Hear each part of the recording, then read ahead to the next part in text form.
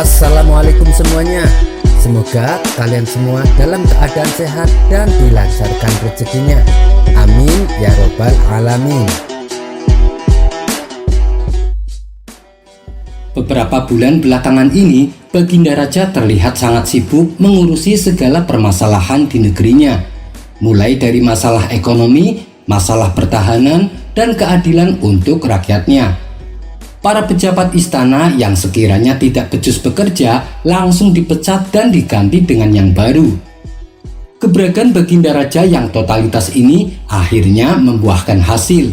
Ekonomi di negerinya menjadi stabil. Keadilan yang didapat rakyatnya juga memuaskan. Walhasil, negeri Baghdad pun menjadi makmur dan sejahtera. Setelah dirasa semuanya sudah beres, Baginda Raja pun merasa puas. Kemudian, ia menyempatkan waktunya menenangkan diri dari semua rutinitas. Dan tentu saja, Abu Nawaslah sosok yang tepat untuk menghibur sang raja. "Wahai pengawal, undang Abu Nawas ke istana. Aku ingin mengajaknya makan," titah Baginda Raja kepada pengawal istana. Singkat cerita, datanglah Abu Nawas dan menghadap sang raja. "Wahai Abu Nawas, bagaimana kabarmu? Ayo, silahkan duduk," sambut Baginda Raja. Tak berselang lama, setelah mereka berdua duduk, hidangan pun datang dan diletakkan di meja makan. Melihat ada ayam panggang, mendadak perut Abu Nawas keroncongan. Ia sudah tak sabar ingin segera melahapnya. Tiba-tiba kembali datang hidangan yang kedua, yaitu sayur sop ayam. Kemudian disusul dengan hidangan yang ketiga, yaitu ayam goreng dan ayam bakar. Mata Abu Nawas tampak tak berkedip melihat semua hidangan yang tersedia di meja makan. Baginda Raja yang menangkap tingkah Abu Nawas ini mencoba untuk menggodanya. "Wahai Abu Nawas, sepertinya kamu sudah sangat lapar ya?" tanya Baginda Raja. "Tidak, Paduka, saya sih biasa saja. Justru hidangan ini yang sepertinya tidak betah berlama-lama di atas piring. Mereka seolah-olah ingin segera terbang masuk ke dalam perut saya," celetuk Abu Nawas. Baginda Raja pun seketika tertawa dengan jawaban konyol Abu Nawas. "Hei Abu Nawas, kamu boleh memakan semua hidangan ini, tapi ada syaratnya," ujar Baginda Raja. "Apa syaratnya, Paduka?" tanya Abu Nawas tidak sabar. "Berhubung menu hidangannya serba ayam, buatlah 2 pertanyaan sulit yang berhubungan dengan ayam," pinta Baginda Raja. Waduh, ada-ada saja Baginda Raja. Perut sudah keroncongan masih saja dikerjain, batin Abu Nawas. Setelah berpikir sejenak, Abu Nawas pun memulai dengan pertanyaan pertama. "Baiklah Paduka, apa yang membedakan antara nama manusia dan nama ayam?" tanya Abu Nawas. Baginda Raja pun mencoba berpikir untuk menemukan jawaban, namun akhirnya ia menyerah. "Itu pertanyaan sulit Abu Nawas, aku tak bisa menjawabnya. Beritahu aku apa jawabannya," pinta Baginda Raja. "Bedanya adalah ketika manusia masih hidup, namanya banyak sekali. Ada Hasan, ada Harun, ada Ibrahim, dan masih banyak lainnya. Tapi ketika mati, namanya hanya menjadi satu, yaitu almarhum. Sedangkan ayam, ketika masih hidup, namanya cuma satu, yaitu ayam. Tapi ketika meninggal, namanya menjadi banyak. Ada ayam panggang, ayam bakar, ayam goreng, dan masih banyak lainnya," jelas Abu Nawas. Spontan, Baginda Raja pun tertawa mendengarnya. Bagus. Sekarang berikan saya pertanyaan yang kedua," balas Baginda Raja. "Apa nama bagian ayam yang tidak pakai ayam?" tanya Abu Nawas. "Itu sih gampang Abu Nawas, jawabannya adalah paha," kata Baginda Raja dengan cepat. "Paha? Ya paha ayam," ujar Abu Nawas. "Kalau begitu, tulang Abu Nawas," jawab Baginda Raja. "Tulang? Ya tulang ayam," balas Abu Nawas. "Bagaimana kalau sayap?" jawab Baginda Raja terus mencoba. Sayap juga sayap ayam? Jawaban Paduka salah semua, kata Abu Nawas. Ya sudah Abu Nawas, aku menyerah. Apa jawabannya? Jawabannya adalah telur ayam digoreng jadi telur mata sapi. Tidak mungkin kan disebut telur mata ayam, jelas Abu Nawas. Untuk kesekian kalinya, Baginda Raja kembali tertawa. Mereka berdua pun akhirnya mulai menyantap hidangan. Setelah jamuan makan selesai, Baginda Raja berkata kepada Abu Nawas, "Hari ini aku sangat terhibur. Terima kasih Abu Nawas," kata Baginda Raja. Abu Nawas pun lalu dipersilahkan pulang dan diberi hadiah sekantong uang. Kisah selanjutnya. Di masa kecil Nabi Isa pernah dituduh melanggar hari Sabat karena dianggap telah membuat penipuan, di mana hari tersebut menurut Bani Israel adalah hari suci, hari yang dikhususkan untuk beribadah. Di hari Sabat atau hari Sabtu tidak diperbolehkan melakukan aktivitas pekerjaan berupa apapun. Kisah ini berawal ketika Nabi Isa kecil bersama teman-teman sebayanya sedang bermain-main di tepian sungai. Kemudian Nabi Isa membuat burung-burung yang terbuat dari tanah liat. Ajaibnya, burung tersebut bisa hidup dan berterbangan. Lalu teman-temannya mencoba membuat burung seperti yang dilakukan oleh Nabi Isa, namun mereka tak berhasil. Kawan-kawan Nabi Isa ini kemudian berlari dan mengadu kepada orang tuanya masing-masing. Hingga sampailah berita itu ke telinga para pemuka agama. Mereka pun lalu berkata, perbuatan itu tidak dibenarkan karena dilakukan pada hari Sabat. Mereka pun pergi ke sungai menemui Nabi Isa yang sedang duduk-duduk. Kepadanya mereka bertanya, di mana gerangan burung-burung tanah liat itu? Sebagai jawabannya, Nabi Isa menunjuk ke arah burung-burung yang telah selesai dibuatnya. Dan burung-burung itu pun terbang pergi. Kemudian berkatalah salah satu dari pemuka agama, dia tidak melanggar hari Sabat, sebab bukan dia yang membuat burung-burung itu. Mustahil anak kecil dapat membuat burung yang bisa terbang. Salah satu dari mereka menimpali, itu keterampilan yang sangat mengagumkan, aku akan mempelajarinya. Bukan, itu bukan keterampilan, itu adalah tipuan, sahut lainnya. Dengan demikian, Nabi Isa tidak dianggap melanggar hari Sabat karena keahliannya itu tidak bisa diajarkan kepada orang lain. Perihal penipuan, para pemuka agama berpendapat, sebagaimana layaknya anak-anak, mereka telah menipu diri sendiri, sebab mereka tidak mengetahui maksud dari pembuatan burung-burung itu.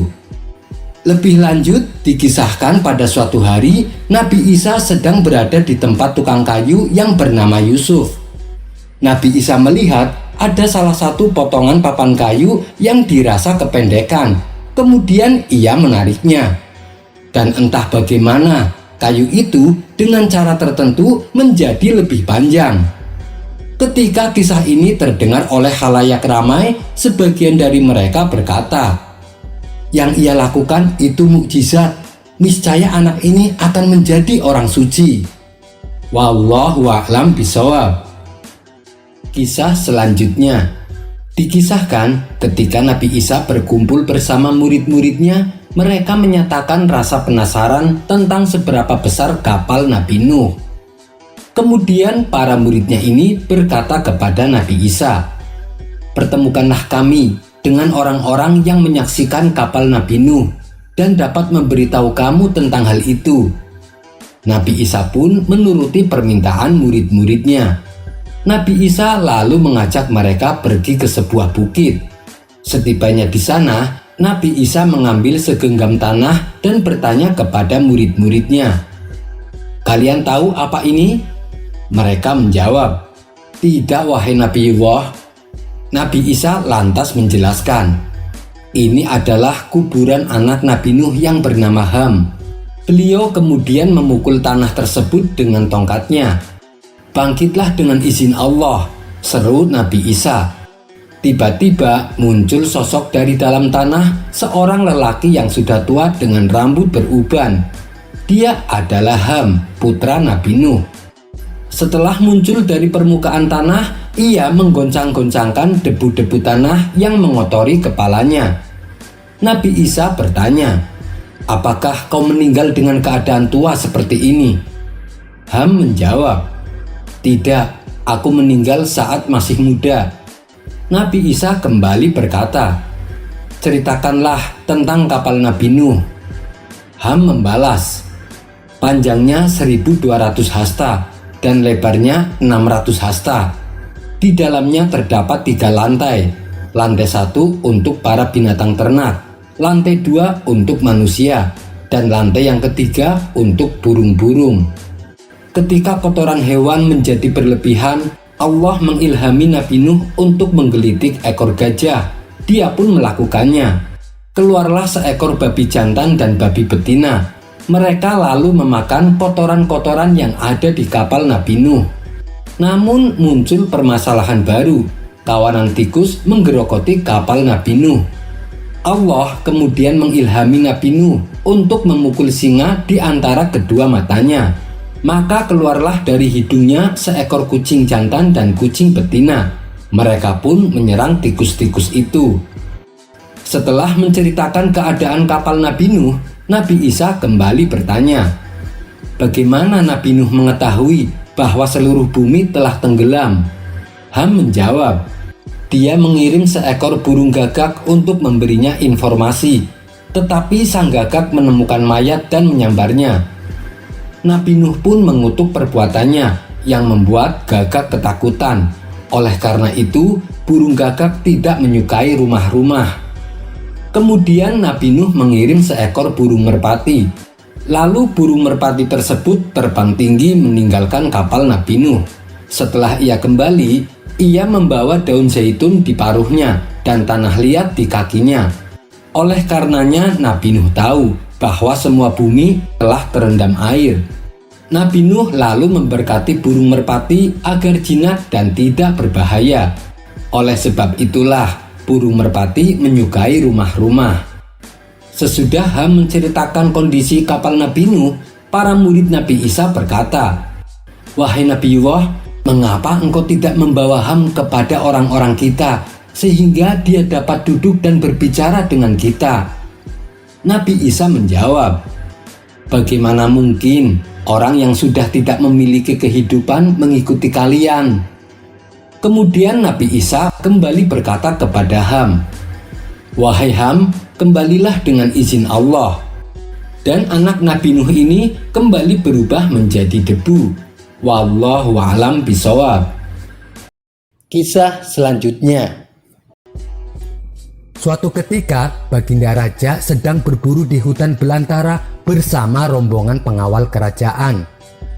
Karena saking asiknya mengejar hewan buruan, Baginda Raja sampai terpisah dari rombongan pasukan. Padahal saat itu hujan mulai turun dengan lebatnya. Baginda Raja terpaksa mencari tempat untuk berteduh. Setelah menyusuri hutan seorang diri, sampailah ia di pinggiran hutan. Di situ Baginda Raja melihat ada gubuk sederhana yang dihuni oleh seorang gadis dan wanita tua. Lalu Baginda Raja meminta izin untuk menginap. Wanita si pemilik gubuk pun mengizinkan. "Silahkan Tuan, tapi kami tidak punya tempat yang layak untuk istirahat," kata sang wanita pemilik gubuk. "Tidak apa-apa, yang penting saya tidak kehujanan," balas Baginda Raja. Kedua penghuni gubuk sederhana itu tidak mengetahui kalau tamunya adalah seorang raja, karena kebetulan Baginda Raja tidak mengenakan jubah kebesarannya. Saat Baginda Raja memasuki gubuk tersebut, ia melihat di salah satu sudut ruangan terdapat satu ekor lembu. Lalu si anak gadis memeras susu binatang lembunya hingga memperoleh hasil yang melimpah banyak sekali. Kemudian susu itu dihidangkan kepada Baginda Raja. Saat Baginda meminumnya, Baginda merasakan betapa segar dan nikmatnya susu lembu tersebut. Melihat keadaan yang demikian, Terbesitlah dalam benak Baginda Raja untuk menerapkan pemungutan pajak bagi setiap pemilik lembu. Tentu ini akan menjadi tambahan pemasukan kas kerajaan, pikir Baginda Raja. Kemudian saat malam tiba, sang gadis kembali memerah susu lembu. Namun berkali-kali ia memerahnya, tak satu tetes pun lembu itu mengeluarkan susu. Lantas sang gadis berseru kepada ibunya, "Wahai ibu, rupanya sang raja punya niat jahat kepada kita." Sang ibu membalas, "Mengapa engkau berkata seperti itu, wahai anakku?" Sang gadis pun menjawab, "Begini bu, lembu ini tak mengeluarkan susunya walaupun hanya setetes." Sang ibu lalu kembali berkata, "Sabarlah wahai anakku, ini sudah malam. Nanti menjelang subuh cobalah lagi untuk memerahnya." Tentu saja percakapan mereka berdua didengar oleh Baginda Raja yang kebetulan berada di sampingnya. Dalam hati Baginda Raja berkata, "Begitu besarkah pengaruh keputusanku terkait dengan pajak yang akan aku berlakukan?" Baginda Raja pun menyesali niatnya. Akhirnya ia memutuskan untuk mengurungkan niatnya itu.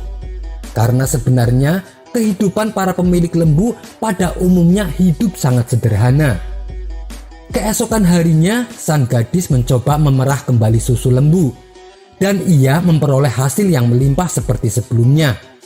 Lantas sang gadis berseru kepada ibunya, "Wahai ibu, rupanya niat jahat raja telah hilang. Lembu ini sudah kembali mengeluarkan susunya." Sang ibu pun mengucapkan syukur alhamdulillah. Begitu juga dengan Baginda Raja yang mendengarnya. Ketika hari sudah terang, Baginda Raja lalu berpamitan pulang kepada kedua wanita itu tanpa membuka jati dirinya bahwa dia adalah seorang raja. Beberapa minggu kemudian, kehidupan sang gadis dan ibunya menjadi sejahtera. Ternak lembunya semakin berkembang pesat. Maka sebagai tanda terima kasih, mereka berdua berniat memberikan hadiah kepada sang raja berupa susu lembu yang segar. Saat mereka datang ke istana, mereka diperlakukan dengan sopan oleh pengawal kerajaan, lalu diantarkan menghadap Baginda Raja. Betapa terkejutnya ibu dan anak gadisnya itu, karena Baginda Raja yang ada di hadapan mereka ternyata adalah tamu yang tempo hari numpang menginap di rumahnya. Mereka berdua pun lalu meminta maaf atas perkataannya tempo hari yang berprasangka buruk kepada Baginda Raja. Namun Baginda Raja yang adil itu justru berbalik minta maaf. "Saya sudah tinggal puluhan tahun lamanya di tempat itu, Paduka yang mulia. Jika Raja berlaku adil dan baik, maka bumi kami akan subur dan hewan ternak akan mengeluarkan susunya melimpah. Akan tetapi, bila Baginda Raja tidak berlaku adil dan jahat kepada kami, maka bumi kami akan kering, ternak kami tidak akan mengeluarkan susunya sama sekali." Mendengar penjelasan kedua wanita itu, sang raja pun kini semakin berhati-hati dalam memperlakukan rakyatnya, terutama menyangkut soal penghasilan. Sang raja tak akan lagi gegabah memberlakukan pajak semaunya. Kisah selanjutnya. Yang namanya hidup bertetangga, pastilah ada tetangga yang suka dengan kita, ada pula yang tidak. Begitu juga dengan yang dialami Abu Nawas. Meskipun dikenal suka menolong, tapi ada saja tetangga yang tidak suka. Sebut saja namanya Abu Jahil. Entah kenapa, ia sangat membenci Abu Nawas. Si Abu Jahil ini selalu mencari celah untuk memfitnah Abu Nawas, akan tetapi usahanya selalu gagal. Tentu saja hal ini membuat Abu Jahil semakin benci kepada Abu Nawas. Hingga pada suatu ketika Abu Jahil ini mempunyai rencana yang licik. Ia akan menjebak Abu Nawas supaya namanya menjadi buruk di mata masyarakat. Pada esok harinya, Abu Jahil mulai mengatur strategi. Ia pergi ke pasar untuk membeli sandal, di mana sandal yang ia beli sama persis dengan kepunyaan Abu Nawas. Abu Jahil juga membayar orang suruhan untuk mengambil keledainya sendiri pada malam hari. Setelah malam tiba, Abu Jahil mulai menjalankan aksinya. Ia sengaja menaruh keledainya di depan rumah. Dan ia juga menaruh sandal yang sama persis dengan sandal Abu Nawas di halaman rumahnya. Tidak lama kemudian, datanglah orang bayaran Abu Jahil untuk mengambil keledai di depan rumahnya. Setelah orang bayarannya sudah benar-benar menghilang, Abu Jahil mendadak berteriak, "Maling! Maling! Keledai saya dicuri maling!" Teriak Abu Jahil pura-pura berlagak panik. Sontak teriakan Abu Jahil ini mengundang perhatian para tetangganya. Mereka lalu berduyun-duyun mendatangi rumah Abu Jahil. "Ada apa Abu Jahil?" tanya salah satu tetangganya. "Keledai saya dicuri maling, tapi malingnya sempat saya pergoki," jawab Abu Jahil. "Kamu berhasil mengenali wajahnya Abu Jahil?" tanya tetangga yang lain. "Enggak sih, karena waktu saya pergoki, malingnya langsung panik dan lari terpirit-pirit sampai ia meninggalkan sandalnya," kata Abu Jahil sambil menunjukkan sandal di halamannya. "Loh, ini kok seperti sandal Abu Nawas? Tapi masa iya sih Abu Nawas mencuri keledaimu?" ujar tetangganya tak percaya. "Yah, namanya orang lagi khilaf, apapun pasti dilakukannya. Apalagi sekarang Abu Nawas sudah lama tidak diberi hadiah baginda raja. Pastinya dia tidak punya uang lagi untuk beli makanan," ucap Abu Jahil memprovokasi. Akibat hasutan Abu Jahil ini, para warga mulai tersulut emosinya. Abu Nawas yang sedang asik tidur di rumahnya langsung dipaksa dan diarak warga menuju istana. "Ada apa ini? Apa yang kalian lakukan?" tanya Abu Nawas bingung. "Sudah, kamu diam saja. Kamu harus mempertanggungjawabkan perbuatanmu," bentak Abu Jahil. Dalam hati Abu Jahil berkata, "Kali ini aku berhasil menjebakmu Abu Nawas." Ia pun tersenyum jahat kepada Abu Nawas. Setibanya di istana, baginda raja kaget ada rombongan warga datang ke istana. Terlebih lagi, di situ ada Abu Nawas dengan kondisi tangan terikat. "Ada apa ini? Kenapa malam-malam datang kemari?" tanya baginda raja. "Ampun Paduka yang mulia, saya mau melaporkan keledai saya dicuri Abu Nawas," jawab Abu Jahil. Abu Nawas yang mendengar pengaduan Abu Jahil hanya terdiam. Ia menunggu saat yang tepat untuk membongkar kedok Abu Jahil. "Memangnya kamu punya buktinya Abu Jahil? Apakah keledaimu ada di rumah Abu Nawas?" tanya baginda raja. "Keledainya memang tidak ada di rumah Abu Nawas. Bisa saja dia menaruhnya di tempat lain Paduka yang mulia. Tapi saya punya bukti yang lain." Baginda raja kembali bertanya, "Coba tunjukkan bukti yang kamu punya." Abu Jahil lalu menunjukkan sandal yang mirip dengan sandal Abu Nawas. "Ini buktinya Paduka yang mulia. Waktu saya pergoki, Abu Nawas lari terbirit-birit sampai meninggalkan sandalnya di halaman rumah saya," tutur Abu Jahil. "Apa benar itu sandal kamu Abu Nawas?" tanya baginda raja kepada Abu Nawas. "Bukan baginda, tapi sandal itu emang mirip dengan sandal saya," jawab Abu Nawas. "Kamu jangan mencoba mengelak Abu Nawas, jelas-jelas itu sandal kamu," bentak Abu Jahil. Sudah, berikan sandal itu padaku," pinta baginda raja kepada Abu Jahil. Setelah Abu Jahil memberikan sandalnya, baginda raja lalu memanggil Abu Nawas. "Abu Nawas, kemarilah. Coba pakai sandal ini," perintah baginda raja. Dan setelah dicoba, sandal yang dibawa Abu Jahil tidak muat di kaki Abu Nawas. Melihat hal itu, Abu Jahil mulai belingsatan. Mukanya pucat dan keringat dingin mulai keluar dari tubuhnya. "Ini jelas-jelas bukan sandal Abu Nawas. Kamu jangan menuduh orang sembarangan. Atau jangan-jangan kamu ingin memfitnah Abu Nawas?" bentak baginda raja geram kepada Abu Jahil. Dengan mulut terbata-bata, Abu Jahil menjawab, "Maaf Paduka yang mulia, saya kira itu sandalnya Abu Nawas." Ternyata Abu Jahil salah perhitungan. Saat ia membeli sandal yang mirip dengan sandal Abu Nawas, Abu Jahil tidak mencocokkan dengan ukuran kakinya Abu Nawas. Di saat Abu Jahil mulai terbongkar rencana busuknya, Abu Nawas langsung melancarkan aksinya. Begini Paduka yang mulia, sebenarnya Abu Jahil sudah berulang kali dia mencoba berbuat jahat, tapi rencananya selalu bisa saya gagalkan, tutur Abu Nawas. Perkataan Abu Nawas ini juga dibenarkan oleh warganya. Benar Baginda, benar apa yang dikatakan oleh Abu Nawas. Dan kami sungguh sangat menyesal dan kecewa karena kali ini kami termakan hasutan Abu Jahil. Kami minta maaf Abu Nawas, ucap mereka. Abu Nawas pun memaafkannya karena pada dasarnya mereka hanya termakan hasutan Abu Jahil. Sementara Abu Jahil langsung dimasukkan ke dalam penjara atas perbuatan yang dilakukannya. Sekian dulu perjumpaan kita kali ini. Sampai bertemu lagi di kisah selanjutnya. Terima kasih yang sudah subscribe dan setia menonton channel ini. Wassalamualaikum warahmatullahi wabarakatuh.